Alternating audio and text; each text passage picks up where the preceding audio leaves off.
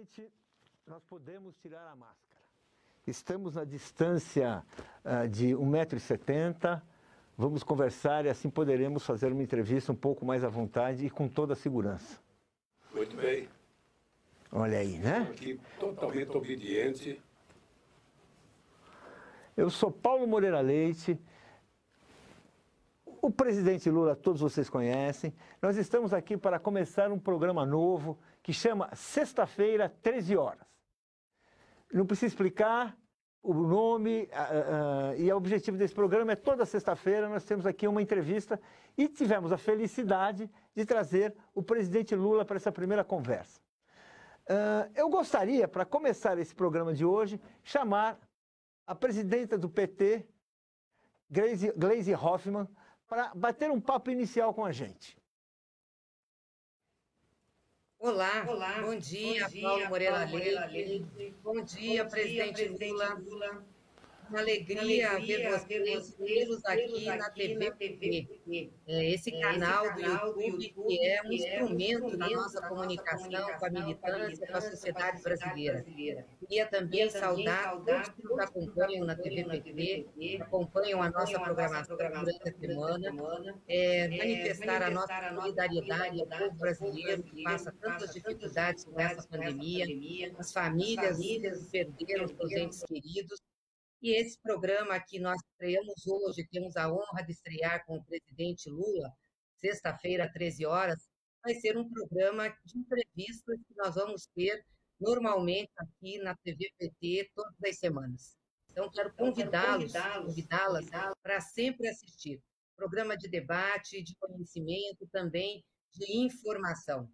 Mas eu quero começar aqui saudando muito o presidente Lula e parabenizando pelo resultado dessa semana, presidente. Enfim, conclui-se o resgate da justiça para o senhor nos processos de Curitiba, da Lava Jato. A Lava Jato sai definitivamente da sua vida. As decisões do Supremo Tribunal Federal essa semana de concluir o processo de suspeição do Moro e também de que a vara de Curitiba não poderia julgá-lo e de estender essa suspeição aos outros processos, resgata a justiça e começa a trazer a verdade à tona.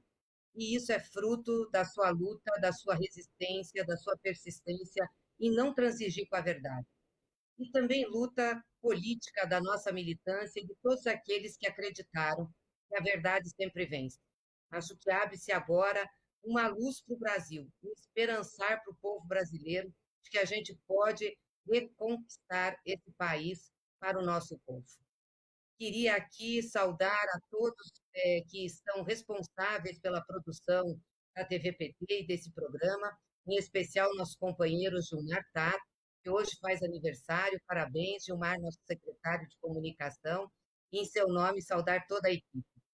E falar para quem está nos assistindo que nós precisamos muito da sua ajuda para que a TV PT possa realmente se concretizar como esse instrumento de comunicação da nossa militância e para a sociedade brasileira, levando as nossas propostas, levando informação, levando formação. Por isso, queria pedir para você, além de acompanhar a TV PT, se cadastrar no canal, tocar o sininho, acompanhar toda a programação, também nos ajudar a sustentar a TV PT. Você vai ver aí, logo na imagem, o QR Code. A gente pede para você colocar o celular, poder fazer uma doação ou acessar o nosso site, né? pt.doe.org.br. É com a sua força, com a força da nossa militância, que nós vamos construir uma comunicação que possa mudar a realidade que nós estamos vivendo hoje no Brasil. Então, com essa abertura e agradecendo a participação de todos vocês, e, de novo, muito especialmente a sua, presidente Lula, por estar aqui inaugurando o Sexta-feira, 13 horas, e do Paulo Moreira Leite, a quem a gente tem uma grande simpatia e admiração, para que a gente possa ter essa entrevista correndo numa boa, sendo feita para esclarecer aí o pessoal que está nos acompanhando. Então, desejo a vocês uma boa entrevista e a todos que estão assistindo também uma boa interação. Grande abraço para vocês. Obrigado. Bem, muito bem. Presidente. Era melhor você fazer um programa com a Gleice, porque ela está muito bonita, ela está muito... Obrigada, presidente. Muito bem. Estava precisando da palavra do presidente aí. E aqui, Gleice, aqui não vai ser uma TV petita, aqui vai ser a verdadeira Rede Povo de televisão. Muito Vai bem, ser a Rede obrigada. Povo, onde as Isso aí. pessoas que quiserem se informar, as pessoas que passaram dezenas e dezenas de anos xingando, sabe, a Rede Globo, xingando a Record, xingando o SBT, xingando a Bandeirante, agora nós temos a nossa própria TV para a gente poder falar aquilo que a gente acha que é o correto, sem medo da contestação das pessoas que não concordam conosco. Portanto, Paulinho, é um prazer estar aqui, estreando esse programa sob a sua coordenação, grande jornalista Paulo Moreira Leite. E aí eu conto sempre uma história, Socorro.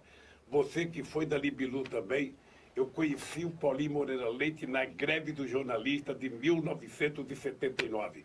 Não vou dizer aonde, mas eu conheci ele na greve do jornalista. Ele era favorável a continuar a greve, eu fui lá junto com o Juarez para acabar com a greve.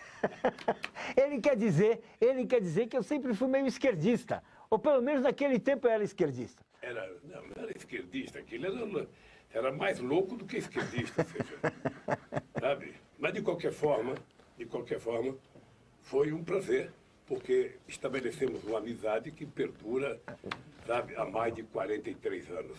Boa, muito bem. Então, presidente, em nome dessa amizade, eu queria dizer também que estou muito feliz de estar aqui estreando esse programa e ter a honra de fazer entrevistando o senhor, que sempre é uma alegria para mim. E eu queria que a gente falar um pouco da vida de todo dia. Eu queria saber como é que o senhor reagiu hoje de manhã, ou ontem à noite, diante daquela imagem, daquele cidadão que ocupa a presidência da República, segurando uma criança e tirando a máscara de uma criança. Aquela máscara que hoje é a proteção num país que não tem vacina para todos e não existe vacina para crianças. Num país onde ontem nós tivemos 1.873 óbitos, 77 mil casos de pessoas contaminadas. E um país onde já temos 509.003 mortos. Eu queria saber como que é essa imagem, essa cena de tirar uma máscara, depois convencer em outro palanque uma menina também a tirar a máscara. Como é que o senhor reagiu a isso? Como é que o senhor está sentindo isso?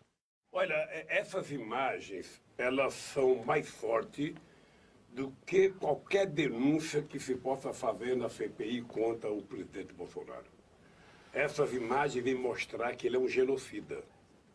Ele não tem respeito pela vida, não tem respeito pelo povo brasileiro, não tem respeito pelos velhos, não tem respeito pelos jovens, não tem respeito pelos índios, não tem respeito pelos negros, não tem respeito pelos trabalhadores e agora não tem respeito pelas crianças.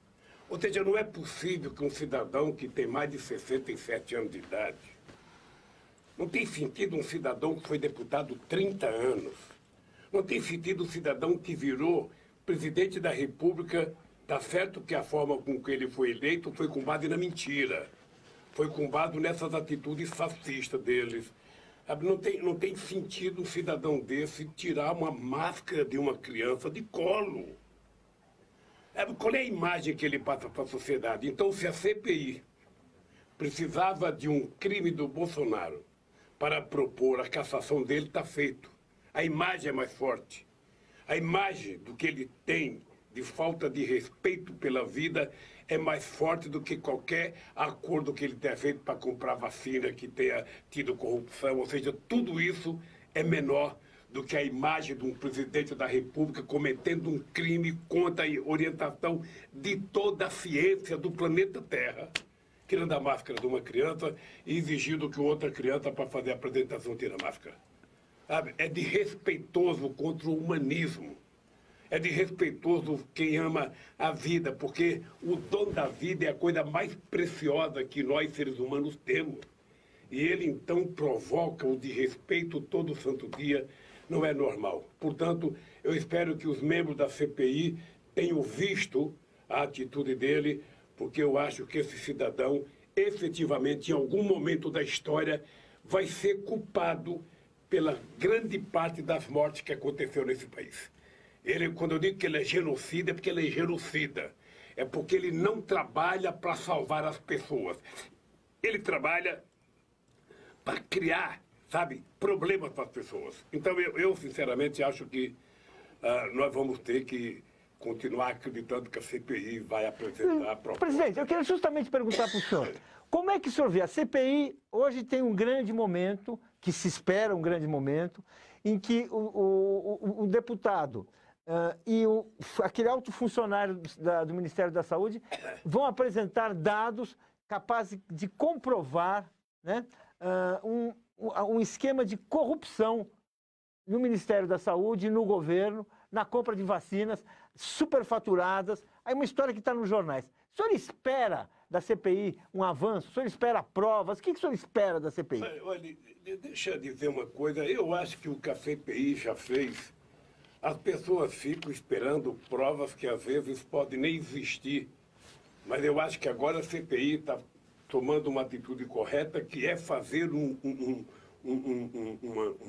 uma caminhada pelo caminho, pelas estradas que compraram a vacina, para saber se houve ou não intenção de alguém ficar rico às custas da vacina.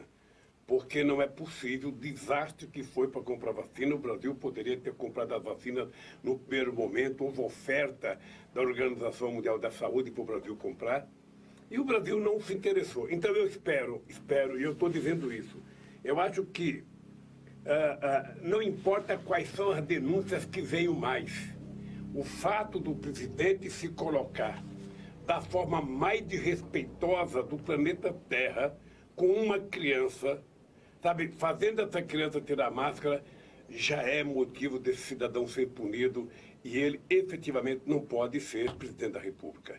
Ele não tem cacife para ser presidente da República, não tem estatura para ser presidente da República. É um homem que conta mais de 4 mentiras por dia. É um homem que conta mais de 4 mentiras por dia. Ou seja, então, não é possível que a gente possa continuar convivendo com um cidadão desse governando o Brasil.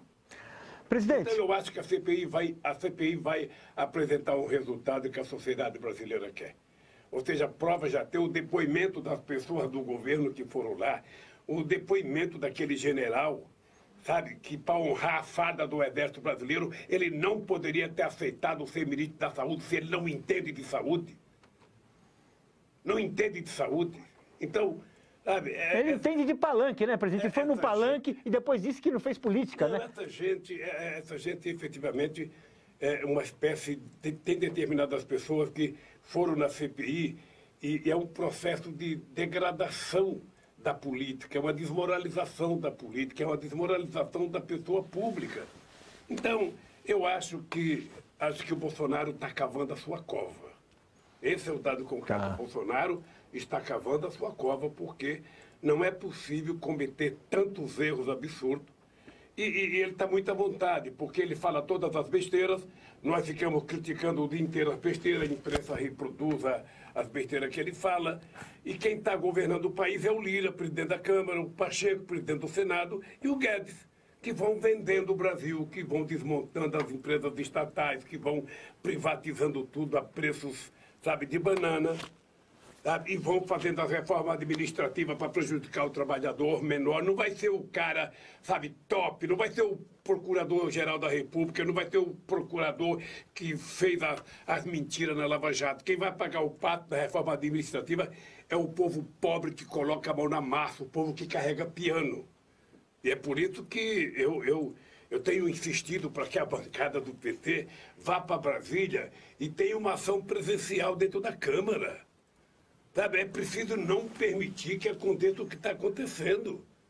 Não adianta a gente ficar do lado de fora chorando, sabe, e as coisas não acontecem. Então, o senhor acha que a bancada tem que ter uma presença mais ativa, mais combativa? É que eu acho que todo mundo tem que se cuidar. Primeiro, todo mundo tem que usar máscara. Segundo, todo mundo tem que usar álcool gel. Segundo, todo mundo tem que evitar aglomeração. Mas o plenário da Câmara é muito grande. Ali cabe 200 deputados sem aglomeração. Sabe, aqueles tapete verde cabe mais 200 sem aglomeração, sabe? O que não pode é deixar o presidente da Câmara fazer a destruição que está fazendo no país, sabe? pelo voto, sabe, pela internet. Presidente. Não tem sentido.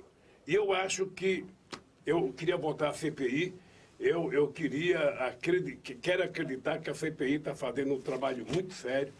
É notável que você veja que a oposição ela tem muita gente preparada. O trabalho do Humberto Costa, o trabalho do Rogério Carvalho, o trabalho do senador Otto, sabe, que são 3 médicos muito experimentados, é extraordinário. E do lado de lá você tem gente tentando defender o indefensável. Por isso que eu acredito que a CPI vai ser muito dura com o Bolsonaro para o bem do Brasil. Muito bem. Presidente, ontem nós tivemos um dia histórico, quando o Gilmar Mendes estendeu a suspeição do Sérgio Moro nos outros 2 processos da Lava Jato que diziam respeito ao senhor. O senhor também estendeu a suspeição no caso do imóvel do Instituto Lula e no caso de Atibaia. Bem, está difícil aqui entender a minha própria letra. Eu queria que o senhor falasse, o que isso representa para o senhor? Assim? Representa, assim, aquela alma lavada? Representa... O senhor até esperava uma declaração tão clara da sua inocência? Olha, deixa eu dizer uma coisa. Eu acho importante que as pessoas que estão nos ouvindo prestem bem atenção no que eu vou falar. A gente tem que lembrar um pouco a história para a gente não achar que aconteceu alguma surpresa. Vocês estão lembrados que quando eu fui prestar o meu primeiro depoimento para o Moro, eu olhei na cara do Moro e falei para o Moro, você está condenado a me condenar porque você permitiu que a mentira fosse longe demais.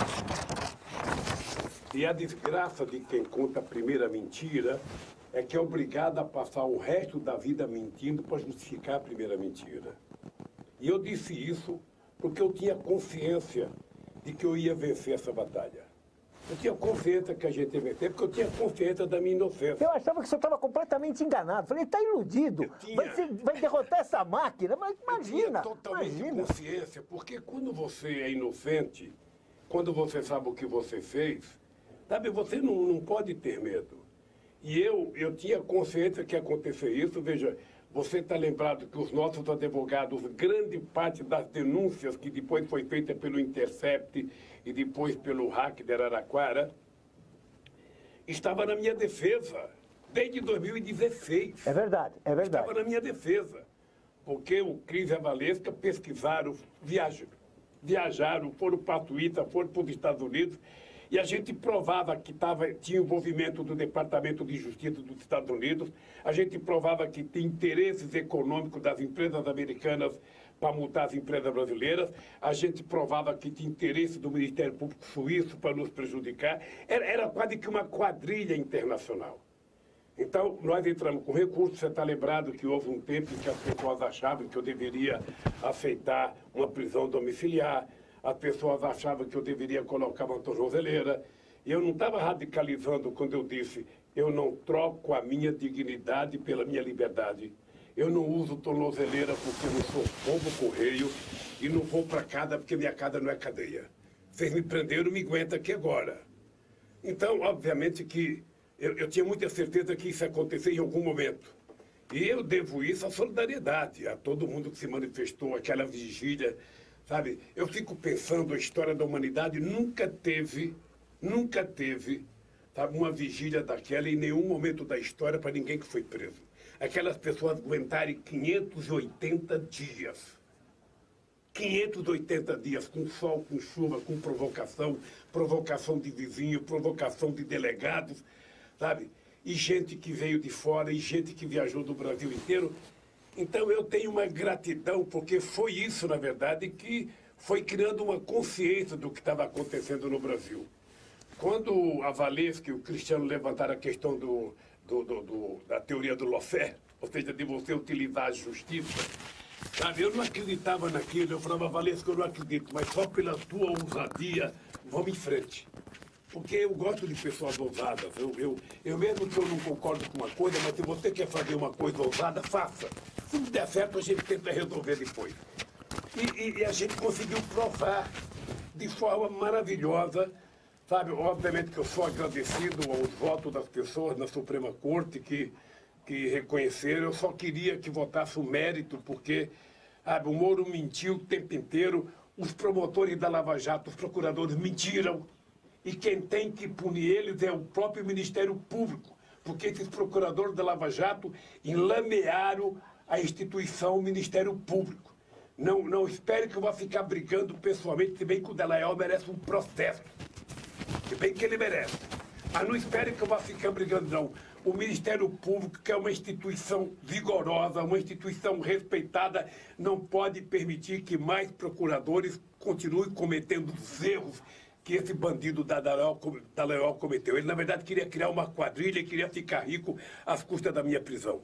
Veja uma coisa, a primeira denúncia que eles fizeram, aquele PowerPoint, era a denúncia do quadrilhão. Então a tese era, o PT é uma quadrilha, o Lula é o chefe e roubou aquilo. Ora, o quadrilhão caiu em Brasília.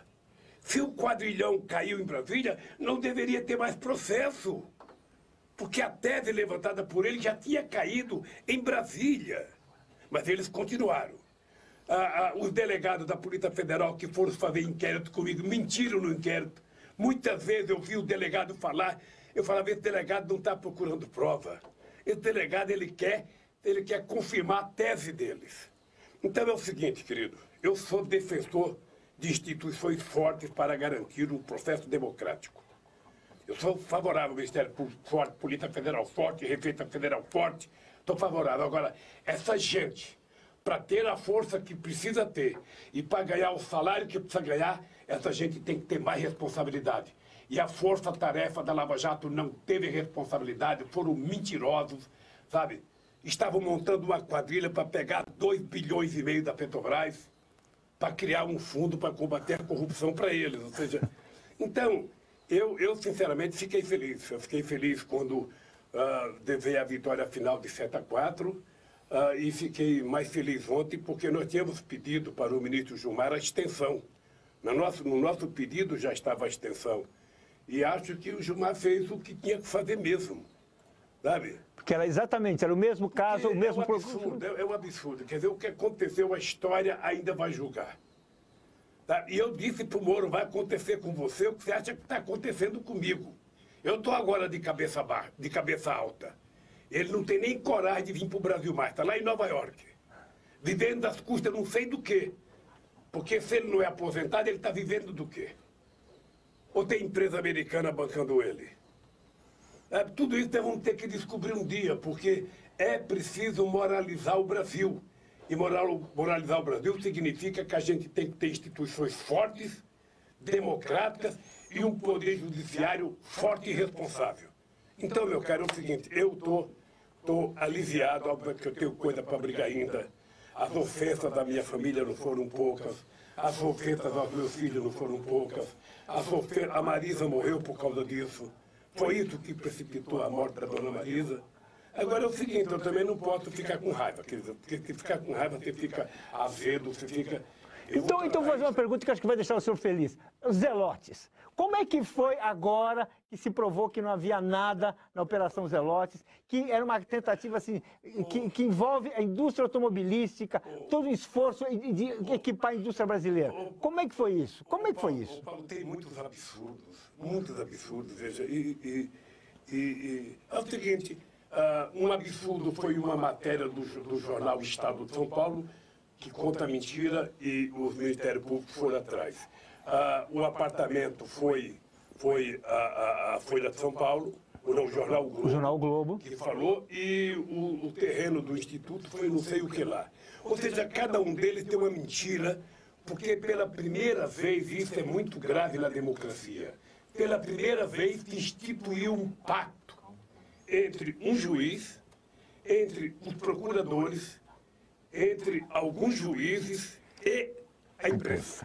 Exatamente. Porque a imprensa não é inocente nisso. As pessoas que estão reclamando do Bolsonaro, o Bolsonaro é resultado das mentiras e do ódio contra a política que a imprensa brasileira trabalhou nos últimos 10 anos.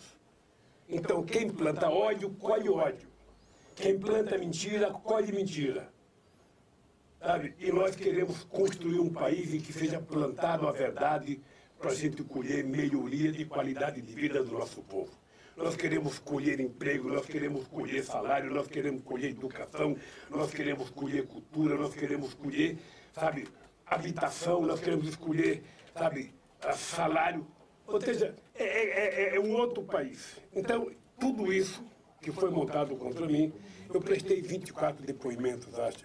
Cada depoimento era um sofrimento, porque eu via na cara a mentira das perguntas. Eu via na cara o interesse de criar uma confusão para mim. Ou seja, até que eu cheguei à conclusão que eu tinha que vencê-los. Eu só ia vencer se eu tivesse coragem de enfrentá-los. Eu digo para todo mundo o seguinte, eu tive convite para sair do Brasil. Eu tive convite para ir para uma embaixada. E não foram poucos, e eu fiquei matutando. Eu fiquei pensando, se eu sair do Brasil, qual vai ser as manchetes dos jornais? Sabe, a fotografia do Lula, fugitivo, sabe? Eu falei, não vou dar Agora, isso. você tinha que ser. Eu queria fazer uma pergunta. Falando assim, de uma pessoa para outra, no olho. O senhor tinha certeza que você ia ganhar? Porque, vamos dizer assim, o senhor hoje, o senhor deu a volta por cima. Isso, olha, é só no samba que acontece, né? Levanta, sacode a poeira e dá a volta. Foi o que o senhor fez com a sua vida, com a sua história. Com uma história que não é sua pessoal, uma história política. O senhor tinha certeza que ia vencer? Tem tantos que não conseguem vencer. Como é que o senhor achava que o senhor ia vencer? Olha, você não acredita em ressurreição. Não. Sabe, eu ressuscitei. Porque havia muita gente que achava que eu estava morto. Muita gente achava que eu jamais poderia voltar para a política. Muita gente, porque no Brasil é assim, quando sai uma denúncia contra um político, se esse político tem culpa no cartório, o que eles fazem? Desaparecem. Não aparece mais no jornal, não dão mais entrevista, como o Aécio e outros. Né? Tá. Então, as pessoas falam, não, vamos submergir, vamos, sabe, enfiar a cabeça que nem uma avestruz. Não, no meu caso era diferente. Essas pessoas nunca tinham lidado com alguém que tem caráter. Eu digo sempre, eu tenho orgulho do meu caráter ter sido formado por uma mulher que nasceu e morreu analfabeta, que foi minha mãe, e pelos trabalhadores na porta de fábrica. Essa é a minha formação política, esse é o meu caráter, está tudo aí. E como eu tinha consciência da minha inocência, eu falei, eu vou enfrentar essa gente. Eu vou enfrentar. Pode ficar certo que eu vou enfrentar e eu vou ganhar. E graças a Deus eu tive uns meninos jovens, como o Valesca e o Cris como advogado, porque, sabe, eu falava, vamos para cima. Vamos para cima, não tem meio termo. O senhor não tinha medo, porque quem tem medo não faz isso. O senhor não tinha razão para ter medo. O senhor não tinha razão para ter medo, né? O senhor não tinha razão para ter medo. Eu não tinha que ter medo, meu caro. Eu digo para você o seguinte, o único medo que eu carrego na vida é o medo de trair as pessoas que gostam de mim. Eu dizia na porta da fábrica, quando eu era dirigente sindical, o único medo que eu tenho é de contar uma mentira para vocês.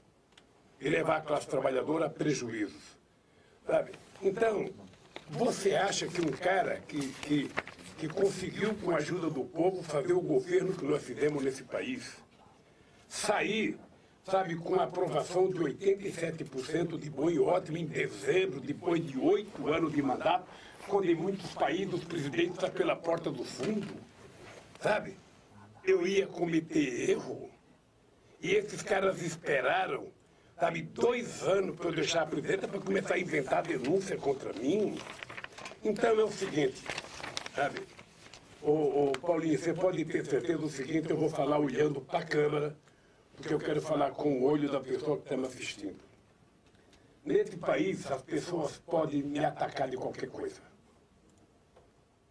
Nesse país, as pessoas podem fazer. A única coisa que eu não admito é as pessoas acharem que em algum momento eu cometi um ilícito no exercício do meu mandato. Eu passei 8 anos na presidência. Eu nunca fui num restaurante jantar. Eu nunca fui num casamento. Eu nunca fui no aniversário. A minha vida era naquele palácio, para Alvorada, era do Planalto para o Torto, lá para minha casa. E quando eu chegava na minha casa, eu ficava trancado dentro de casa. Eu não ia nem visitar meus parentes. Aí veio um bando de safado, um bando de moleque, sabe, que a única coisa que fizeram na vida foi fazer um concurso para ser procurador, sem nenhuma experiência de vida, de chamar de ladrão, sabe? Não, comigo não vai. Comigo não vai e não tem trégua. Não tem trégua. Veja, eu acho que eu vou utilizar tudo o que for possível dentro da justiça para tentar moralizar as instituições brasileiras que eu prezo muito. Eu fui presidente, eu tratei a Polícia Federal com muito respeito. E os delegados sabem que eu dizia, gente, eu quero que vocês investiguem, eu quero que vocês prendam, mas eu não quero que vocês façam manchete antes de culpar. Não tentem condenar pela imprensa, que foi o que fizeram. Destruir a imagem de uma pessoa, como eles destruíram a minha imagem. Destruíram ou não? Porque eu sou... É que eles não sabiam da minha relação com o povo. Eles não conheciam o PT. Porque tem muita gente que acha que o PT é um partido comum. Não, o PT não é comum. O PT é o único partido no mundo que foi criado da forma que foi criado, em que a classe trabalhadora criou, dirigiu esse partido, com intelectuais, com estudantes, com comunidade de base, com índios, com negros, com LGBT. O partido é o seguinte, é um guarda-chuva da democracia, sabe? Um partido com vocação socialista enorme. E é por isso que a gente sobreviveu. Porque a gente é diferente. Porque a cultura é diferente. Porque o movimento sindical é diferente. O movimento social é diferente. Então, eu não poderia nunca ter medo. Não poderia ter medo do seguinte. E sabe o seguinte, antes de alguém dizer que eu cometi um ilícito, olhe no espelho para a sua própria cara e veja se você é melhor do que eu. Sabe? Então, meu caro, é o seguinte, a decisão dessa semana foi muito boa. Estou livre e leve, sabe? Para decidir no momento certo se eu vou disputar as eleições ou não. Sabe? Ainda não decidi porque eu acho que nós temos que fazer uma campanha primeiro para conseguir... Fala a verdade, presidente. Fala a verdade, presidente. O senhor acaba de ganha no primeiro turno. Assim, é a manchete de hoje no Estado e no Globo. Claramente, o senhor ganha no primeiro turno, pesquisa do IDEC, que é a sucessora do IBOP, que confirma, vamos ser justos, confirma a Vox Populi do Marcos Coimbra. Confirma, ou seja, isso está ali. O que falta? A população está dando esse mandato. O que falta para o senhor decidir? Falta eu decidir, falta construir, sabe, a aliança necessária, porque o problema não é só ganhar uma eleição. O problema é ganhar e governar. Tá? Porque você sabe que quando eu cheguei na presidência em 2003, os meus assessores diziam que o país estava quebrado, que eu ia ter dificuldade para governar, o Brasil agora está mais destruído. Exatamente, isso é verdade. O Brasil isso é está verdade. mais destruído. Então agora, consertar o Brasil será muito mais complicado. Por isso é que o povo não pode acreditar, sabe, em mágico. Pessoas que chegam e falam, eu vou fazer isso. Não vai fazer. É o seguinte, você não governa esse país se você não tiver, primeiro, honestidade com o povo brasileiro. Se você não tiver coragem de chamar o povo para compartilhar com ele a governança desse país. Fazer como eu fiz em 2003 a 2010, eu fiz 74 conferências nacionais para definir as políticas públicas que eu ia colocar em prática. O senhor pensa 74. Em conferências nacionais, caso o senhor seja candidato, o senhor pensa em retomar as conferências? Eu penso em fazer muitas delas durante a campanha. Ah, interessante. Porque sabe o que acontece? O povo é que definir que tipo de Brasil que ele quer. Então, veja, obviamente que eu já fui presidente. Eu tenho dito para os companheiros o seguinte, eu não preciso ser outra vez. Porque se eu for candidato, a minha responsabilidade é infinitamente maior do que a de qualquer outro candidato. Porque os outros candidatos não foram presidente. E os outros candidatos não sabem o que é ser presidente. E eu tenho que fazer mais do que eu já fiz. Eu tenho que fazer mais do que eu já fiz. Quero fazer uma pergunta a esse respeito. Uma pequena história para você. Você sabe que no nosso tempo de governo, em 8 anos de governo, o que nós disponibilizamos para fazer reforma agrária, 52 milhões de hectares, foi 51% de todas as terras disponibilizadas ao longo de 500 anos. Sabe, não foi pouca coisa, meu caro. Sabe, então, fazer tudo o que nós fizemos, criar a PAA para facilitar a compra de produtos do trabalhador, incentivar a assistência técnica para o pequeno produtor. Você fazer as cisternas, 1.400.000 cisternas feitas no governo do PT. Fazer a transposição do São Francisco, que ainda não acabou. Você criar um programa Luz para Todos para levar energia para 20 milhões de pessoas gratuitamente. Ou seja, criar políticas especiais para a mulher, ajudar a marcar a terra dos quilombolas, ajudar a fazer reserva, sabe, de parques nacionais. É muita tarefa. Então, você veja, quando eu decidir, se eu vou ser candidato, eu vou pedir para o PT, se o PT atrai, eu vou ser candidato. Veja, eu tenho que ter muito compromisso com esse país e tenho que ter muito claro. Porque se eu fizer menos do que eu já fiz, é um fracasso. O povo sabe julgar. Sabe aquele jogador que é o melhor no campo, está sendo aplaudido, e depois vai bater um pênalti e o time dele perde de 1-0 porque ele não marcou o gol de pênalti? E esse cara sai vaiado de campo? Não. Então eu tenho muita responsabilidade. Muita, sabe? E é por isso que as pessoas têm que saber. Se eu for candidato e for eleito presidente da República, pode estar certo que eu tenho que fazer mais do que eu fiz. Gerar mais emprego, gerar mais aumento de salário, gerar mais casa popular, gerar mais educação, mais escola técnica, melhor qualidade de ensino, mais universidade, mais doutor, mais mestre, mais pesquisa e mais qualidade de vida para esse povo que tem o direito de ver a sua esperança atendida. Uma pergunta que eu queria fazer para o senhor. Nós temos hoje um Estado em que ele é praticamente a força política, a principal força política desse Estado são os militares. Existem 15 generais que hoje ocupam ministérios no governo Bolsonaro. Só para pensar, um alto comando formado por 17 generais. Então, nós temos uma presença militar muito forte. Os militares, muitas vezes, eles têm uma palavra final sobre muitas coisas.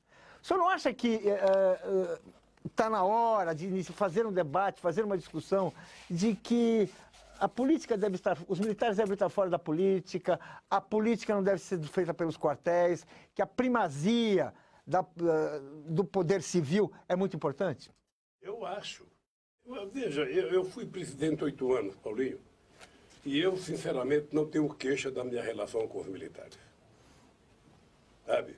Lamentavelmente, me parece que a formação dos militares é uma formação mais à direita, porque eu quero Forças Armadas fortes. Eu quero Forças Armadas bem preparadas e bem armadas.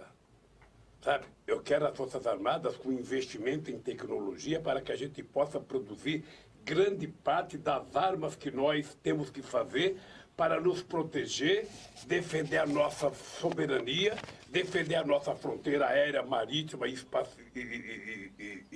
e marítima, sabe? De possíveis inimigos externos, porque ninguém está livre de inimigo externo. Então eu defendo as Forças Armadas bem estruturadas. Agora é o seguinte, o cidadão tem que escolher. Se ele quer ser militar, ele tem uma função constitucional que ele tem que cumprir. Sabe? Se ele quiser ser político, ele não faça nem a escola militar para a política. Sabe? Não pode misturar as coisas. Não pode, porque senão você destrói e acaba com as carreiras de Estado. Eu não sei se é o Bolsonaro que está utilizando os militares agora, ou se é os militares que estão utilizando o Bolsonaro. Sabe? Então, tem muita gente que não conseguiu ser aprovado pelo alto comando para ser general, o cara então se afasta de um coronel e tem um empreguinho público, sabe? E não é nada de empreguinho barato, de cargo baixo, não. Eu acho ruim para a democracia. Eu acho ruim. Sabe? Eu acho que a gente vai destruindo, sabe? Uma coisa que a sociedade civil se preparou para isso. Sabe? Não tem sentido. Os militares deveriam se preparar para defender a nossa soberania, defender a nossa fronteira, sabe? Defender a Amazônia. É isso que deveria preparar. Agora que nós temos o pré-sal, defender o pré-sal e não mandar um comandante para ser o subcomandante da frota, sabe, sul-americana, a 4ª Frota Americana, que é uma vergonha, um general brasileiro subordinado, sabe, a um general americano. Se tiver uma guerra, esse general vai ficar com quem? Sabe, então, sinceramente, como tem um presidente que não tem comando, é um canastrão, sabe? É um mentiroso, sabe? Conta mentira com prazer. Isso é que é engraçado. Sabe? É que uma pessoa honesta, às vezes, se tiver que contar a mentira, faz um esforço tremendo para contar mentira, fica vermelho, sabe? Ele não. Ele convoca a imprensa para mentir. É prazeroso para ele. Convoca a imprensa para mentir, é bom. E fala o que ele quer, e faz os fake news dele, e fala mal de todo mundo. A única coisa que ele não faz é governar o país. Então, eu penso que, assim, olha, é muito sério quem vier governar o Brasil de 2022 para frente. Porque é um processo de reconstrução desse país, reconstruir as instituições. É possível que a gente tenha que ter um grande debate sobre a reforma de Estado, que Estado nós queremos, parar com essa palhaçada que uma parte da elite econômica quer. O Estado tem que ser fraco, o Estado tem que ser fraco. Não existe possibilidade de o Estado ser fraco e ser justo ao mesmo tempo. Todos os estados em que o povo tem boa qualidade de vida são estados fortes. Estado que tem arrecadação, estado que tem dinheiro, sabe? Agora, aqui no Brasil, não. Aqui no Brasil, as pessoas querem desmontar. O Estado não tem nenhuma influência nas decisões econômicas. O Estado não é o indutor do desenvolvimento econômico, quando o Estado tem que ser. Aliás, eu vejo, quando a gente discute o papel do Estado, Paulo, uma coisa que é importante lembrar, é que quando a gente fica discutindo segurança pública, você não vai resolver o problema da segurança pública com o policial se você não resolver primeiro o papel do Estado. A melhor segurança que a gente pode dar numa comunidade é aquela comunidade ter luz, ter água, ter asfalto, ter educação, ter cultura, ter trabalho, ter saúde. Ou seja, o papel do Estado está dentro da comunidade, oferecendo tudo que as pessoas têm direito, e aí entra a polícia. Sabe? Uma polícia para manter a harmonia, para manter a paz, para fazer as pessoas cumprirem as boas normas democráticas que a gente haverá de instituir. Porque, sabe, nos anos 80, as pessoas mais novas não sabem disso, mas nos anos 80, o discurso do Maluf de segurança aqui em São Paulo era o mesmo deles agora. Bandido bom é bandido morto. Eu lembro do Maluf, ele colocava uma jamanta para andar com uma grade como se fosse uma jaula e um monte de artistas lá dentro dançando para mostrar que bandido bom era bandido preso. Eu acho que a gente tem que prender todo mundo que errou, tem que prender todo mundo que roubou, tem que prender todo mundo que matou. Agora, se a gente não discutir concomitantemente o que levou a acontecer isso, sabe? O que levou a acontecer isso, você não evita que outras pessoas façam os mesmos erros. Então, meu caro, é o seguinte, pode ficar certo, companheiros, e você, Paulinho, que vai estar bem vivo para fazer as suas críticas, sabe? É o seguinte, olha, quando eu decidi, e se eu ganhar as eleições, esse país pode estar certo, que nós vamos trabalhar com um bando de maluco para fazer esse país recuperar tudo aquilo que o Collor desmontou e recuperar o nosso prestígio internacional. Sabe? Eu falei Collor, é Bolsonaro. Bolsonaro. É Bolsonaro. Ou seja, nós vamos fazer uma coisa fantástica, é recuperar o prestígio internacional. Presidente, os Estados Unidos da América do Norte têm que aprender uma lição que nós já demos quando eu era presidente. Eu sei o papel dos Estados Unidos no mundo, eu sei o papel da China, eu sei o papel da Rússia, sei o papel da Bolívia, o papel do Uruguai. O Brasil trata todo mundo em igualdade de condições. O Brasil não quer falar grosso com o Uruguai e falar fino com os Estados Unidos. Nós queremos falar com todo mundo da forma mais civilizada. Mas é preciso parar com essa mania dos americanos tentarem impedir que a América Latina se desenvolva. Presidente, então vamos falar uma coisa. Como é que o senhor vê o governo Biden? Como é que o senhor analisa a atuação dele? O governo Biden, mais uma vez, reafirmou o compromisso, que a gente sabe as consequências do combate à corrupção do governo americano, o combate à corrupção na esfera internacional. A gente sabe como isso está por trás da Lava Jato. Ele reafirmou isso. O Biden tem afirmado também certas a expansão de poderes do Estado americano sobre o mundo. Como é que o senhor vê o Biden? Comparando, como é que o senhor analisa? Eu acho que nós temos que ver dois Biden. Tá. Primeiro, é o presidente que foi eleito preocupado com o que o Trump fez nos Estados Unidos, resolveu fazer um discurso interno para recuperar o prestígio do Partido Democrata na sociedade americana. É o cara que colocou mais dinheiro para isso, é o cara que colocou, sabe, mais bilhões e bilhões de dólares para tentar resolver os problemas. Tá? Esse é o Biden que cuidou da economia interna, tá? Que eu acho que foi uma evolução. Eu até vi um artigo do Aloysio Mercadante e do Marcelo Zero muito interessante. O Biden foi o melhor discurso para tratar do problema interno da economia americana depois do Roosevelt, do New Deal. Tá? Agora, para fora, os americanos são difíceis de lidar. Para fora, quando eu vejo o Biden falar, não, porque os americanos querem ser o farol do mundo, queremos ser a luz do mundo, queremos... Os Estados Unidos precisam parar de ter ingerência nos outros países, cuidar dos Estados Unidos e permitir que os outros também tratem dos seus problemas.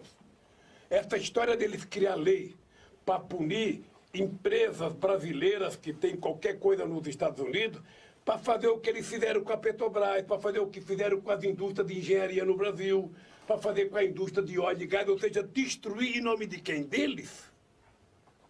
Com que direito ele acha que ele pode ficar punindo empresa brasileira, ficar, sabe, tomando dinheiro de empresa brasileira? Com que direito ele tem que impedir que a China se desenvolva, que a Rússia se desenvolva, que o Brasil se desenvolva?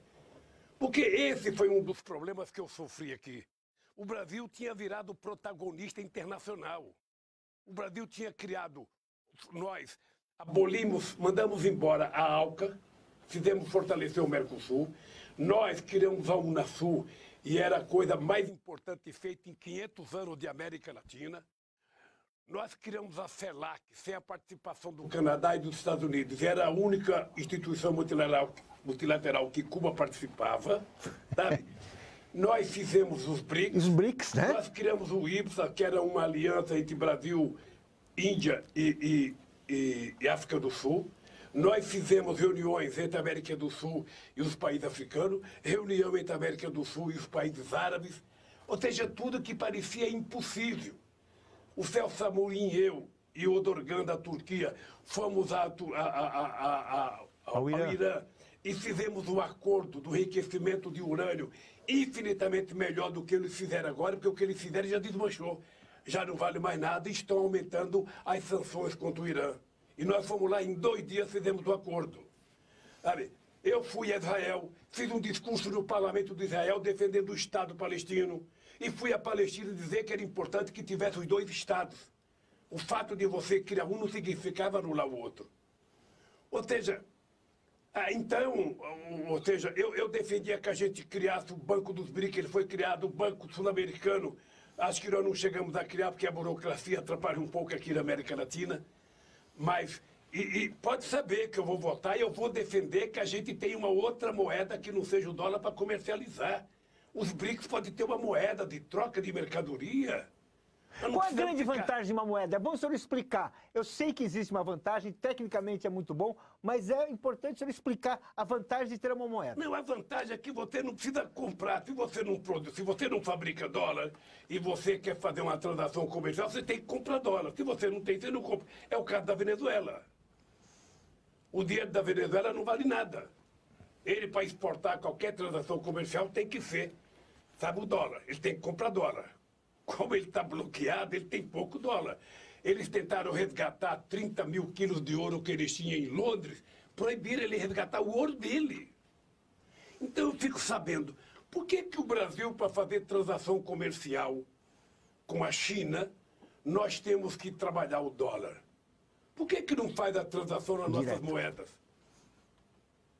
Então, tem coisa... Quem pôs o dólar não foi a ONU. Não foi quem foi os Estados Unidos, que um belo dia impuseram o dólar e tiraram o ouro. Então, eu acho que é preciso levar muito a sério a necessidade de criar uma nova governança mundial. Ou seja, nós não podemos ter uma governança que teve em 48 a força para criar o Estado de Israel e não tem hoje força para criar o Estado palestino. Sabe? Por quê? Porque o Conselho de Segurança da ONU representa a geografia de 48, mas não representa a geografia da agora. Ou seja, por que o continente africano não tem representante no Conselho de Segurança Nacional? Tem vários países com mais de 80 milhões de habitantes. Por que a América Latina não tem 1 ou 2 participantes, sabe, no Conselho de Segurança? Presidente. Por que a Índia não está? Por que a Alemanha não está? Por que o Japão não está? Por que aqui, né? Por que aqui o Brasil? Não, o Brasil, pela veja, dimensão. eu nem quero falar do Brasil, porque quando a gente fala da América Latina, a gente pressupõe que o Brasil esteja, mas obviamente que eu acho que pode estar o Brasil e pode estar outro país, o México, a Argentina, sei lá. Tá. O dado concreto é que nós precisamos rediscutir a governança mundial. Numa crise como essa, do coronavírus, se você tivesse uma boa governança mundial, já teria se reunido e decidido. A vacina vai ser um bem público. Todos os países do mundo vão receber gratuita a vacina, porque os estados vão assumir isso. Os estados ricos, os estados que podem, que têm dinheiro. Você percebe? Isso não acontece. Então, os estados que têm dinheiro estão comprando a vacina e os estados que não têm dinheiro, sabe, estão como o continente africano em situação difícil. E no Brasil, a gente tem dinheiro, mas a gente não tem governo. A gente, na verdade, tem um paira. Sabe, um paira governando esse país. Então, o Brasil, que tinha virado no nosso tempo um país respeitado, um país que discutia a questão ambiental, um país que discutia a questão econômica, um país que discutia a crise de 2008. Agora você tem um presidente que ninguém quer tirar fotografia com ele, que ninguém convida ele para nada. Quando ele vai participar de uma conferência, os outros presidentes levantam, ninguém quer vir aqui, sabe? Presidente, eu queria pedir para a nossa produção rodar um vídeo sobre indígena, para que a gente possa tratar de uma questão que está aí, que é presente, que o senhor tratou, a gente vai falar um pouco dela, mas eu queria que antes a gente passasse esse vídeo. É um projeto que vai contra tudo aquilo que a Constituição de 88 prevê, que a sociedade brasileira quer preservar. Nós começamos a regulamentar, a ter os indígenas a ter acesso aos seus direitos a partir da Constituição de 88. E eles já querem mudar essa realidade, inclusive com um projeto de lei inconstitucional. Fazer com que a mineração tome conta das nossas matas, nossas florestas, nossos biomas. Em Minas Gerais nós sentimos isso. A Vale privatizada cometeu 2 crimes recentemente de barragens. Para o PT é fundamental defender o direito do povo, defender o direito da população indígena, defender a Constituição. É defender o Brasil.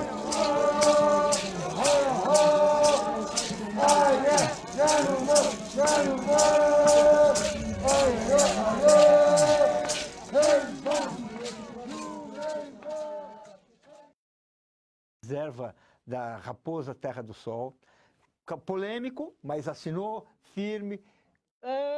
Que balanço o senhor faz isso? Que balanço o senhor faz hoje dessa tentativa, desses ataques à população indígena, desses ataques aos direitos, dessa tentativa de entregar florestas, tudo para exploração aí? Como é que o senhor vê isso?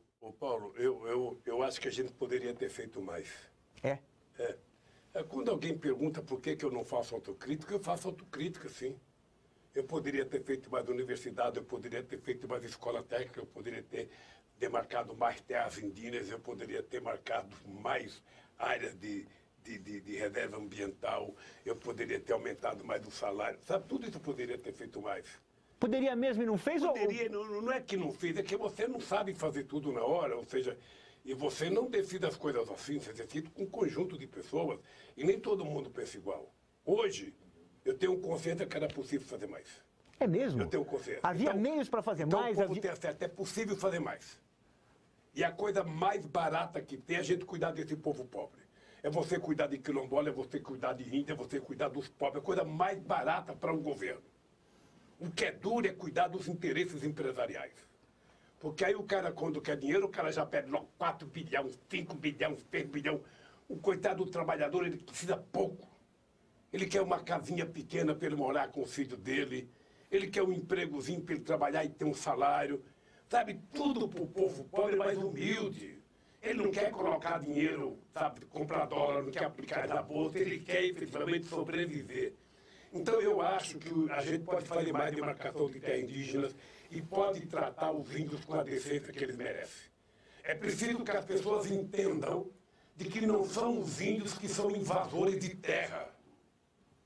Na verdade, quando a gente faz uma demarcação com a terra indígena, a gente está apenas garantindo a eles o direito, reconhecidamente, de que eles eram donos do Brasil. Nós somos os intrusos. Nós que entramos aqui, sabe? E dizimamos quase 5 milhões de indígenas que tinha no Brasil. Foram dizimados, foram transformados em escravos. Depois, quando tinha dizimado os índios, sabe? Vamos dizimar os negros, nós vamos importar quase 6 milhões de negros da África para dizimá-los também. É só pegar a história dos bandeirantes, que foi vendido como herói, e a gente vai ver o que os bandeirantes fizeram com os índios, fizeram com os escravos nesse país. Está cheio de estátua homenageando o bandeirante, está cheio de avenida e tal, e não se conta a verdadeira história do que eles fizeram. Sabe?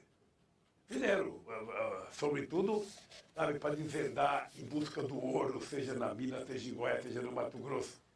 Então, eu acho, Paulo, que nós temos que ter compromisso com essa gente.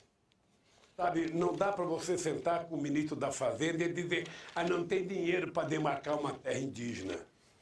O mesmo ministro da Fazenda que fala que não tem dinheiro para demarcar uma terra indígena, quando chega o empresário pedindo 2 bilhões de investimento para fazer, sabe, uma coisa, tem. E sabe uma coisa que eu fico puto? É que todo o dinheiro que é investido, que é doado para os empresários, emprestado, é investimento. E todo o dinheiro para o pobre é gasto. Sabe, como se investir na saúde não fosse investimento, como se investir na educação não fosse, sabe, investir no trabalho, na formação profissional. Então, é preciso também ter algumas mudanças conceituais sobre as coisas que já aconteceram, e isso passa também por a gente ter a coragem de disputar que Estado nós vamos querer gerir nesse país. Essa é uma discussão de fundo que a sociedade brasileira tem que fazer para que a gente possa consolidar definitivamente que o Brasil seja um Estado democrático de direito de verdade. Que nós não somos ainda. Estamos muito longe. O que está acontecendo é que a Constituição de 88 ela está sendo desmontada, está sendo fatiada. E estão tirando... Bom, já acabaram com os direitos que o Getúlio criou, sabe, em 43, que é a CLT. Acabaram com quase todas as conquistas que os trabalhadores trabalharam. Então vai acabar com o que mais? Então, quando eles falam em reforma, normalmente a reforma é para piorar. Tá? Porque ninguém vai ser contra uma reforma para melhorar. Faça uma proposta de reforma e deixe a sociedade discutir. Vamos colocar o debate para a sociedade. Pega a reforma da Previdência. Se você pegar os meios de comunicação, você vai perceber que durante todo o tempo que se discutiu a reforma da Previdência, não foi um defensor dos trabalhadores defender a Previdência. Era só o mercado. Era só o mercado. Como o mercado não tinha interesse na aposentadoria e muito menos interesse no bem-estar do povo, o que o mercado queria? Gerenciar o dinheiro do povo. Era isso que eles queriam. Então, Paulinho, eu vou lhe contar. Tem muita coisa para fazer. Agora, o Brasil não está... Assim, há na América Latina e há no Brasil uma reação a tudo isso. Né? Na América Latina a gente tem na Bolívia, no Chile, na Argentina, para citar 2 exemplos, e agora no Peru. Eu queria que você falasse um pouco do Peru. Né? Uma reação a esse processo de desmonte do Estado, de privatização das aposentadorias, de privatização de serviços públicos. Como é que você vê essa situação na América Latina e o Brasil dentro dela? Olha, Paulinho, o melhor momento da América Latina e, sobretudo, da América do Sul foi no período Lula, Chaves, Kirchner, Michelle Bachelet, Lagos, Cristina, Evo Morales, Rafael Correia, Tabaré, Pepe Mujica. Nossa, não dá nem pra... Esse foi o melhor momento da América Latina. Foi o momento da ascensão da esquerda socialista na América Latina. Né? Foram 12 anos de muita ascensão social na nossa querida América do Sul. Entretanto, nós perdemos o debate. Por que perdemos o debate? Porque as pessoas não analisam corretamente mas o papel de uma grande parte da imprensa brasileira, tem gente que não gosta que eu falo da imprensa. É uma coisa fantástica como as pessoas falam, Lula não critica a imprensa, Lula. Quer dizer, os caras estão me chamando de ladrão, os caras não criticam a imprensa, Lula. Nós temos que dizer que, na verdade, a imprensa é responsável pelo que aconteceu na América Latina. Pelo golpe da derrubada do Rafael, sabe, pela perseguição a Cristina, agora, sabe, ao Alberto Fernandes, pela derrubada do Evo Morales. Pela Dilma também, hein? Pelo golpe que... Não, e pelo golpe. É que o Brasil é maior, tem que falar por último. E pelo golpe brasileiro e contra todos os avanços que esse país teve. Eles nunca aceitaram os avanços que o Brasil teve. Eu lembro que quando nós criamos o programa Fome Zero, sabe, o Alicâmbio da Globo chegou a escrever um artigo dizendo que, eu não sei se foi ele que escreveu um artigo, dizendo que era preciso, sabe, construir ponte. Eu lembro que eu falei, se o povo comesse cimento, eu ia fazer ponte. Mas o povo come feijão, come arroz, é isso que nós vamos garantir primeiro para o povo. Quando o povo tiver com a barriga cheia, os músculos fortes, ainda vamos fazer as pontes. Vamos primeiro tratar da sobrevivência humana. Então, isso foi destruído, eles conseguiram destruir. A morte do Chaves foi um peso muito grande, sabe? Apesar do Maduro está vivendo um sacrifício muito grande, tá? Eu sou contra o bloqueio, porque o bloqueio não é uma punição. O bloqueio é a Venezuela. Sabe? O bloqueio é a Venezuela. E a Cuba, que ontem a ONU derrubou, né? Vamos ver se os americanos vão cumprir. Vamos ver se os americanos vão cumprir a decisão da ONU. Aí, eu pensei que a bronca dos americanos era contra Fidel Castro. A Fidel Castro já morreu, sabe? Mas mesmo assim, eu acho que o problema dos americanos com os cubanos é o seguinte, ou é a pressão dos eleitores cubanos lá em Miami, que faz os presidentes tomar essa posição, ou efetivamente é uma coisa de raiva, de ódio pela derrota. Não medo de um certo exemplo de oposição. Não medo de uma certa de alguém se opôs ao domínio americano e está lá. Não, deixa eu te falar uma coisa. Os americanos não precisam ter domínio. Tem que ter uma relação democrática, uma construção de parceria. Os americanos é muito grande. Eles ficam fazendo bloqueio a Cuba apenas para servir de exemplo. Não é possível. Sabe? Então, o bloqueio é uma arma mais perigosa que uma arma nuclear. Porque o bloqueio mata criança. O bloqueio mata criança, mata pessoas idosas. Não é uma guerra entre soldados. Então, o bloqueio deveria ser uma coisa que só poderia acontecer se fosse uma decisão, sabe, tirada, sabe, no seio da ONU.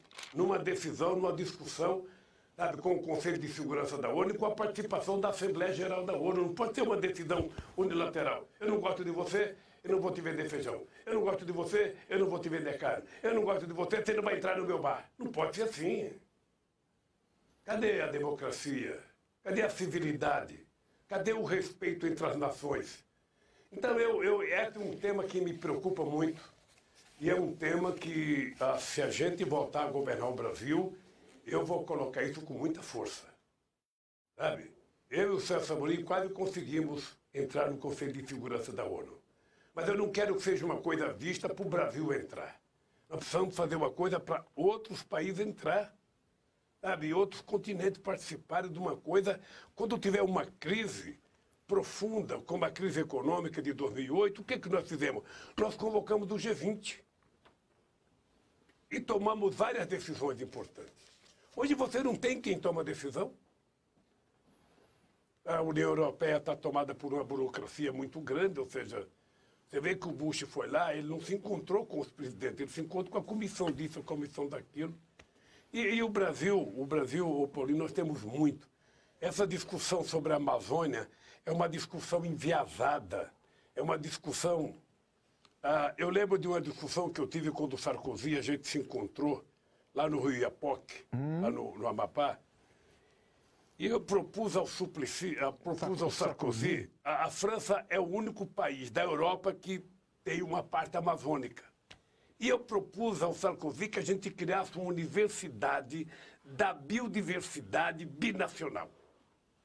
Metade na Guiana Francesa, metade no Brasil, com cientistas do mundo inteiro, para pesquisar a riqueza do ecossistema, sabe, da Amazônia e ver o que aquela biodiversidade produz, sabe, de produtos farmacêuticos, de alimentos, de cosméticos, sei lá. Aquilo deve ter uma riqueza incomensurável. Então, o que um país como o Brasil tem que fazer? O Brasil não tem que aceitar que a Amazônia seja internacionalizada. O Brasil não pode abrir mão da soberania sobre o território da Amazônia. Mas o Brasil tem que compartilhar com a humanidade os benefícios que a biodiversidade pode dar, sabe, no desenvolvimento da nação, na preservação. Como fazer isso, então? Não, você primeiro tem que abrir centros de pesquisa, você tem que ter fundos, sabe? Você tem que ter fundo, você pode ter centro de pesquisa, como nós criamos o fundo, foi assinado por mim, o fundo com a Alemanha e o fundo com a Noruega.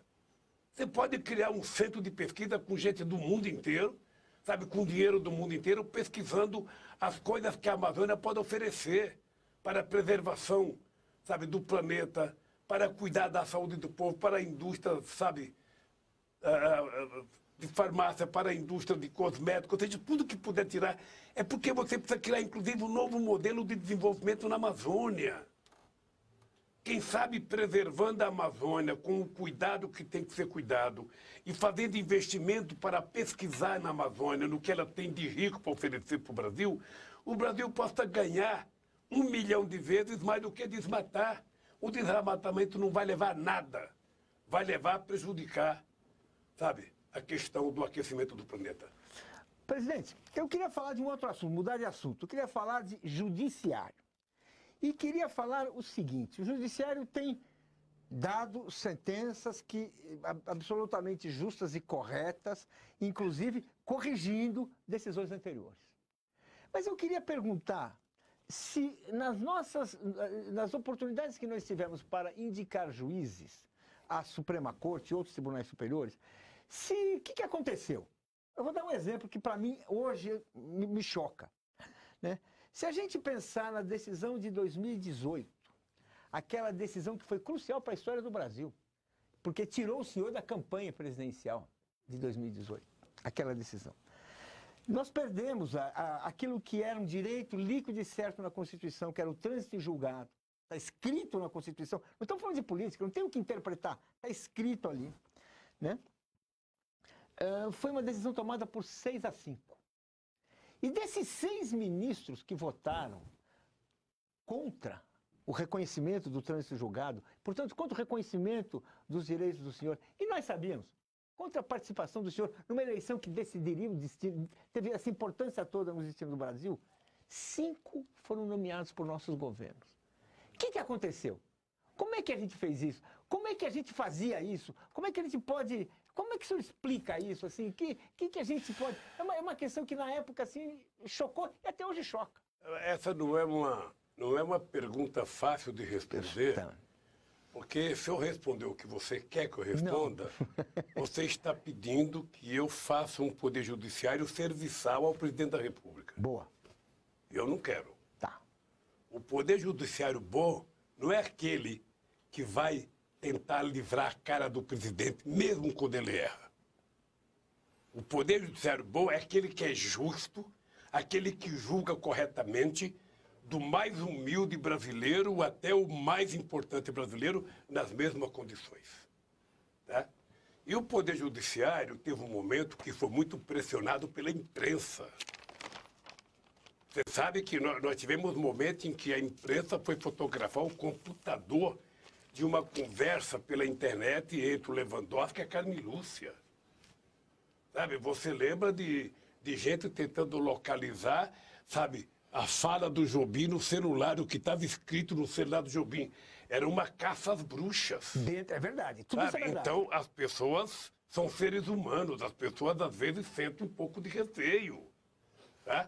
Mas é importante lembrar que as mesmas pessoas que cometeram aquele erro, na minha opinião, foi um erro, sabe, mudaram de posição agora. Por quê? Porque agora o clima político era menos tenso do que naquela época. Era menos tenso. Deixa eu lhe falar uma coisa. Eu não me arrependo de nenhum ministro que eu indiquei. Eu indiquei porque eu tinha informações boas deles, indiquei porque tinha um currículo bom deles, sabe? E mandei para o Senado, sabe? A única pessoa mais próxima do PT era o Toffoli, que tinha sido advogado do PT na eleição. Tá? Mas foi um bom procurador, um bom advogado-geral da União. Então eu não me arrependo. Sabe? Se alguém não votou comigo, se alguém... Sabe? Eu não coloquei eles lá para eles votarem comigo.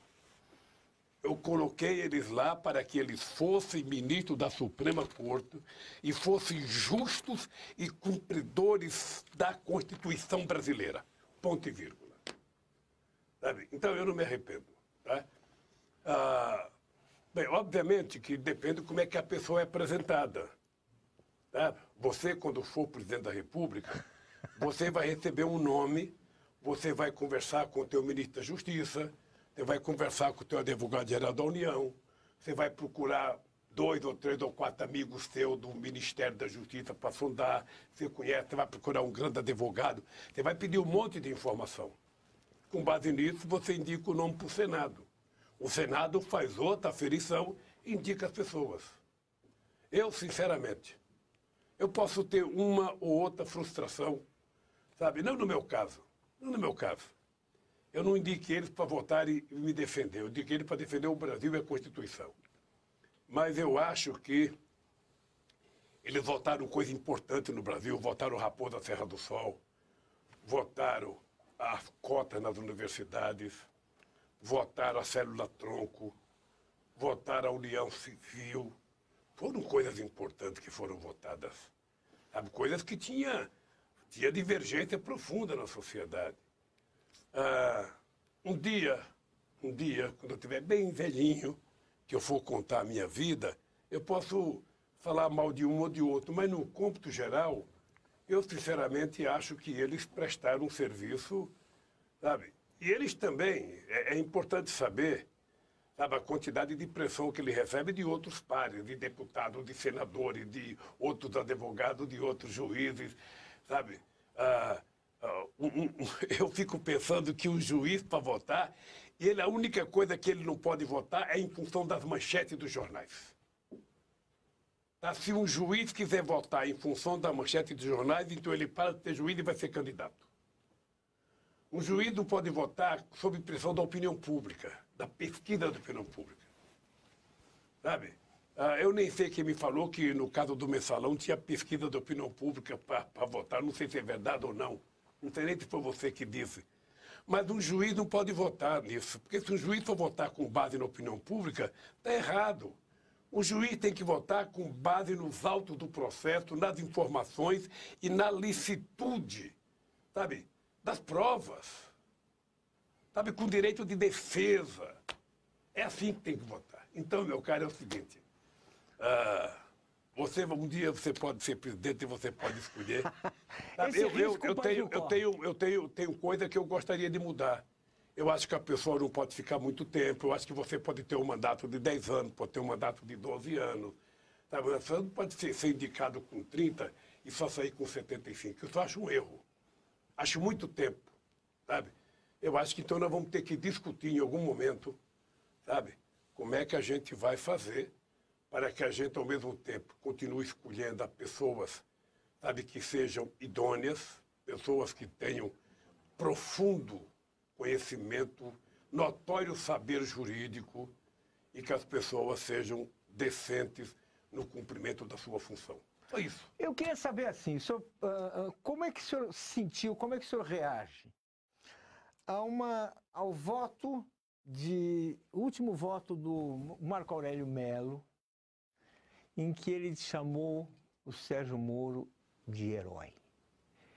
Como é que o senhor reage a um ministro que fala isso? Assim, para mim foi uma das coisas mais chocantes. Mas deixa eu te falar. É que cada um escolhe como herói que ele quer que seja herói. Sabe? Tem gente que acha que Hitler foi um herói. Tem gente que acha que Mussolini foi um herói. Tem gente que acha, sabe, que a pessoa que mandou crucificar Cristo foi um herói. Sabe? Eu acho que herói é uma outra coisa. Sabe? É uma pessoa que construiu, na sua passagem pelo cargo, uma atitude nobre com relação à defesa do seu povo, do seu país, da democracia, coisa que não é o Moro. O Moro foi um santo de barro, tá, criado pela imprensa brasileira. Dá uma olhada, você que é jornalista, quantos prêmios o Moro ganhou da Globo, quantos prêmios ganhou da Veja, da Época, da Isto É, da Folha, do Estadão, do Jornal Globo, sabe, da imprensa conservadora americana. Sabe, ele deve ter. Agora as pessoas que deram o prêmio a ele estão envergonhados. Porque nem um bom juiz ele é, nem um bom advogado ele é.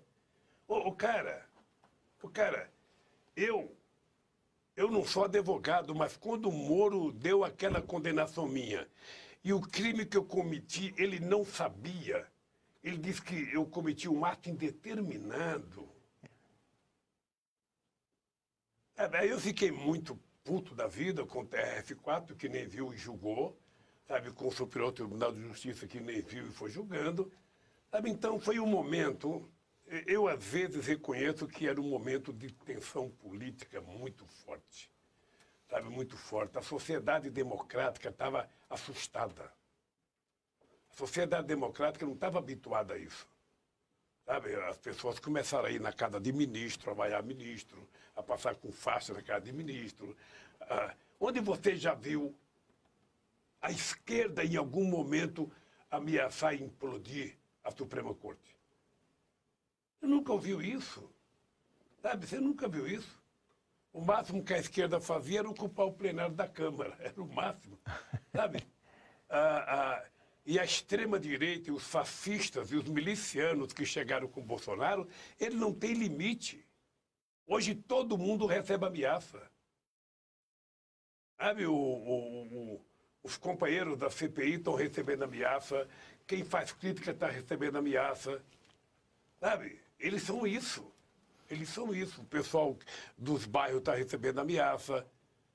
Então, é uma coisa que nós precisamos desmontar. Olha, nós precisamos desmontar. E acho que o Poder Judiciário é muito importante para ajudar a gente a desmontar isso. Eu queria falar uma... O Bolsonaro agora está dizendo que vai indicar um evangélico 100%. Não tem nenhum problema. O cara pode ser um católico 100%, um evangélico 100%, um ateu 100%. Um representante da matriz religiosa africana, não tem problema, desde que o cara seja, sabe, competente como advogado, que o cara conheça o direito, o cara conheça a Constituição, sabe? Agora, o Senado, ele pode indicar, e o Senado pode aceitar ou não. O Senado raramente recusou, né? Sabe? Raramente. Mas depende, o cara tem que ir lá se defender, sabe? Eu queria perguntar uma coisa. Falando de campanha, nós temos o debate colocado pelo cidadão que ocupa a presidência a respeito do voto impresso. Como é que você vê essa conversa do voto impresso? O que você considera, para que você acha que existe essa conversa? Olha, eu não sei. Eu não sei.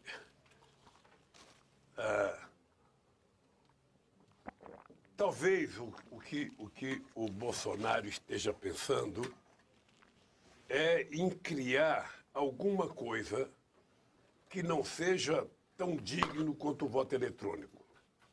Porque, veja, qual é a razão que eu, cidadão brasileiro, Luiz Inácio Lula da Silva, que disputou tantas eleições, perdi uma para o Collor, perdi 2 para o Fernando Henrique Cardoso e ganhamos 4 eleições. Como é que eu posso negar o voto eletrônico? Eu acho que eu só ganhei por causa do voto eletrônico, porque no voto no papel era uma roubalheira. Tá certo que ele não está reivindicando o voto no papel, ele está reivindicando uma coisa que o PT já discutiu também, um ticketzinho que sai da máquina de votar para você contar. Eu, sinceramente, acho isso um retrocesso. Eu acho que o Bolsonaro está, nesse instante da vida dele, percebendo que a luta não vai ser fácil, que ele não vai ter a facilidade que ele teve, sabe? Porque a facilidade que ele teve era o ódio pregado contra o PT. Sabe? Ele não vai ter isso. Esse ódio está acabando? Hein? Esse ódio que já existiu, esse Mas, antipetismo... mas quem tiver ódio, que continue com ódio. Você não vai pedir para um corintiano gostar de um palmeirense, nem um palmeirense gostar de um corintiano. Então não perca tempo. Mas há uma recuperação, não é uma recuperação. O que há uma recuperação é da maioria da sociedade. A maioria da sociedade ela está se manifestando democraticamente, como sempre se manifestou. Sempre se manifestou. Agora, você pode ter 20% de pessoas que se abstêm, você pode ter 20% de pessoas que votam na extrema-direita. Isso também é da democracia.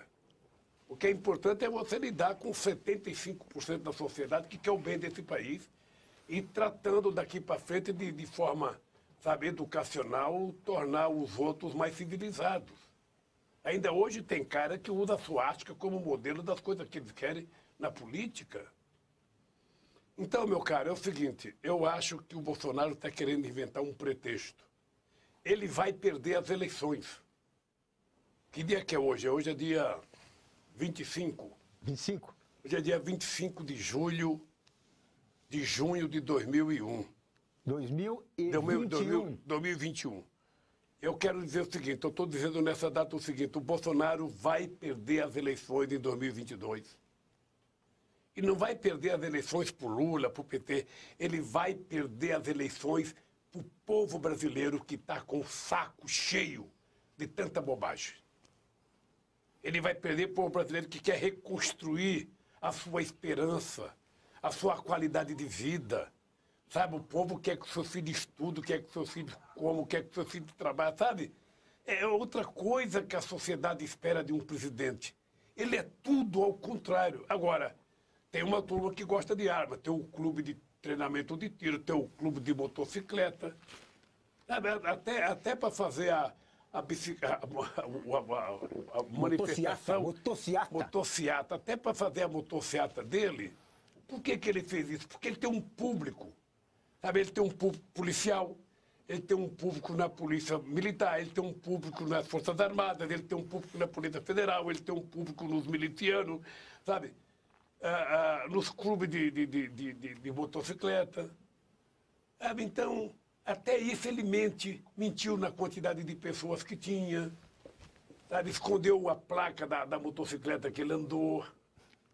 Sabe? Então, o povo não precisa mais disso, gente. O povo está precisando de alguém que goste do Brasil, alguém que governa o Brasil pensando na melhoria de vida do povo, ou seja, as pessoas precisam votar, comer, ser feliz. É isso que o povo quer. As pessoas não querem mais briga, as pessoas não querem mais ódio. Eu digo todo dia, sabe, o nosso governo, ao invés de arma, vai distribuir livros.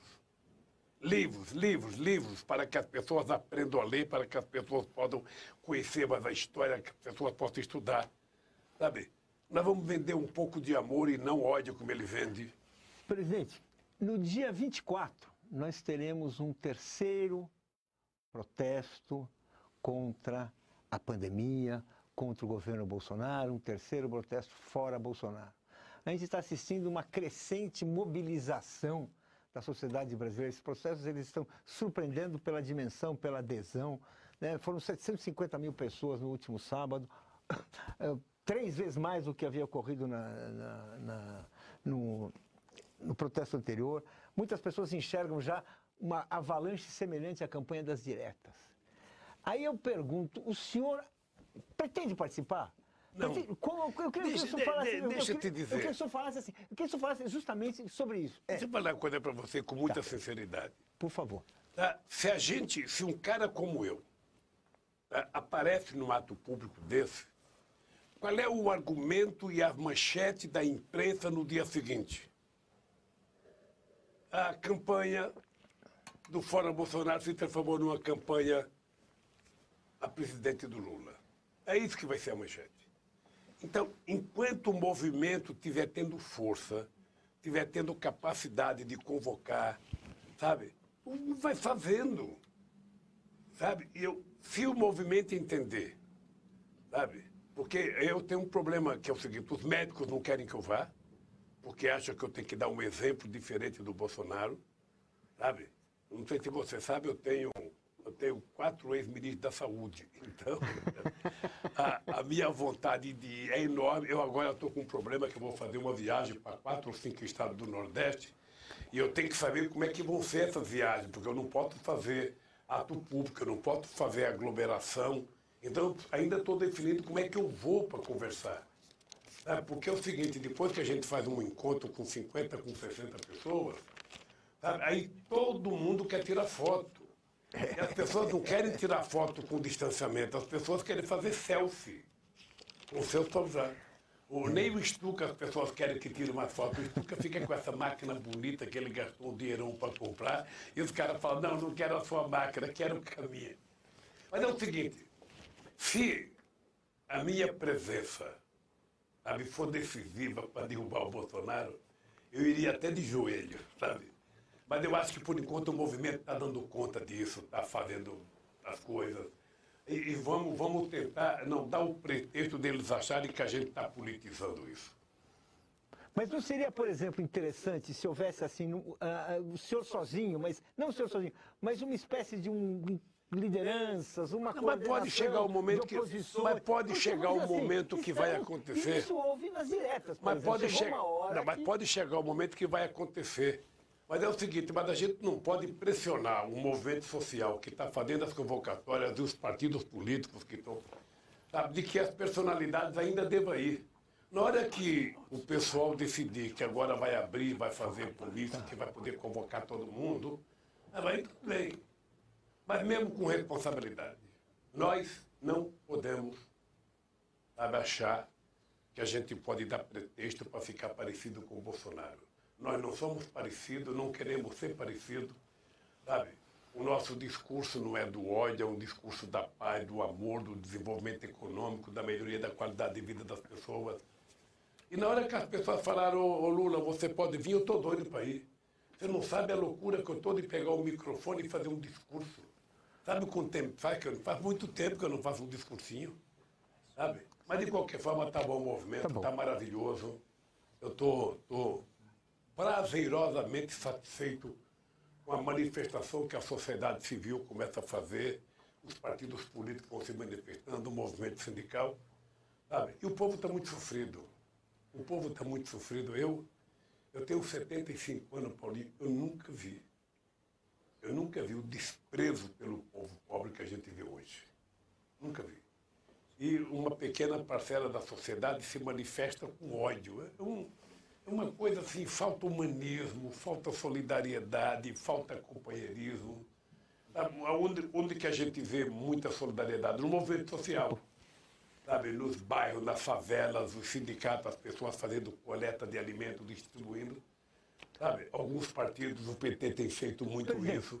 Só que nós estamos, nosso tempo, mais do que estourado, ainda bem, porque o senhor é sempre um prazer.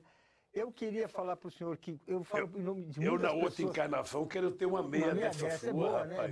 É boa. É que essa meia é uma meia de um búfalo americano.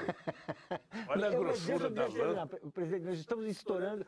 É assim, acho que eu falo em nome de muitas pessoas que estarão nesses protestos, que sempre será bom imaginar, pensar que o senhor estará presente com a sua voz, com a sua opinião, que sempre será importante. Eu queria agradecer essa entrevista, queria agradecer a atenção de todos aqui. Estamos ali, mais do que cumprindo o nosso horário aqui. Eu queria, Paulinho, apenas pedir uma coisa para quem está nos ouvindo. Ó. Você está no sofá, está na cadeira, está na sua mesa, está deitado na cama, está com o seu celular ou com o seu computador. Não se esqueça, toda sexta-feira, às 13 horas, você vai poder ver o PT entrevistar muita gente na sua TV, sabe, toda semana, sexta-feira, sabe, às 13 horas você pode ligar o seu celular e assistir o PT na TV. Vai ser muito bom as informações do partido, a visão do partido sobre muitas coisas. Certamente vão trazer aqui muitas personalidades, muita gente inteligente, muita gente importante, sabe? E eu espero que a nossa TV possa contemplar a expectativa que você tem das boas notícias que você precisa receber todo dia. Um beijo no coração de todo mundo. Paulinho, um beijo Um abraço, querido, que Deus te abençoe, força. Eu te acompanhado no 247, sabe? Continue, sabe? Que está indo bem. Devagar e sempre. Tá Eu bom. te confesso que eu estou animado. É, Eu te confesso. estamos. Porque eu fico vendo muita gente que achava que eu estava morto. Ah, o Lula já era. O Lula acabou. O Lula não volta mais. As pessoas não sabiam da minha fé. E as pessoas não sabiam da minha relação com Deus, que é muito forte. Eu digo sempre, é tão forte que eu saí de onde saí para chegar à presidência da República. E se eu votar, eu vou votar porque é possível consertar o país. Se eu percebesse que não tinha conserto, eu não me meteria nessa. Mas eu tenho certeza que somente o PT é capaz de consertar esse país. Devolver ao povo a alegria, a esperança. É aquilo que eu digo sempre, o direito da gente poder, um domingo, comer um churrascozinho, tomar uma cervejinha, sabe? Tem gente que não gosta que eu estou falando do povo comer picanha, mas vai comer um churrasquinho, rapaz, um churrasquinho. Eu já comi churrasco, sabe aquele, a gente ia pescar na represa, um churrascozinho, uma grelhazinha desse tamanho, comprava um bife de contrafilé temperado, comia com pão, a gente achava que era churrasco. Não, isso não é churrasco, isso é churrasco de paulista, porque churrasco mesmo de verdade é uma boa costela numa churrasqueira, é uma boa picanha, um bom alcatra, sabe? Puta merda. E Deus queira que a gente possa voltar a ter o direito de fazer isso todo final de semana com a nossa família. Tem coisa mais gostosa do que chegar no final de semana, abraçar esposa, filhos, pai, mãe, sabe? Sabendo que está vivendo bem. E sabendo que tem um presidente cuidando de vocês. Boa sorte, gente. Bom, obrigado, presidente. Opa.